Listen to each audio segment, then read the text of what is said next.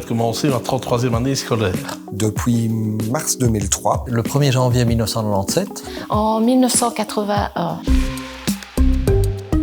Avec le développement du numérique. Si je prends l'exemple des cours généraux, on est passé par exemple à l'utilisation de tableaux interactifs.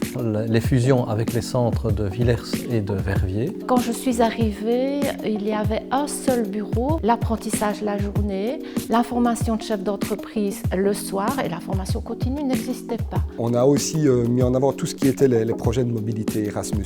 Chaque année, on organise des mobilités en Europe pour des dizaines d'étudiants et on en reçoit en contrepartie. Au niveau des tâches de la direction financière, on est une trentaine de personnes. En 1997, on est passé à 130 personnes. Dans les années 2000, les émissions de télé-réalité culinaire notamment nous ont amené un public vraiment important.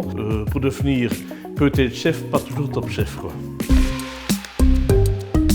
Tout ce que le centre peut apporter aux jeunes, d'une part en termes de concours, de participation à des concours alimentaires notamment, et d'autre part à des projets de mobilité qui leur donnent des compétences et de l'ouverture d'esprit. Ma satisfaction personnelle, c'est d'avoir que les jeunes ont pu réussir, que j'ai pu les amener dans ces métiers difficiles de l'alimentation. Un souvenir qui est récurrent d'année en année, je pense, c'est quand on organise la remise des certificats d'apprentissage, qu'on les appelle à l'estrade et qu'ils reçoivent leur diplôme. Ça donne des frissons, je vais dire. Après une séance de cours qui pouvait être parfois de 2 heures, la sonnerie retentissait et que les jeunes me disaient « Ah, déjà ?»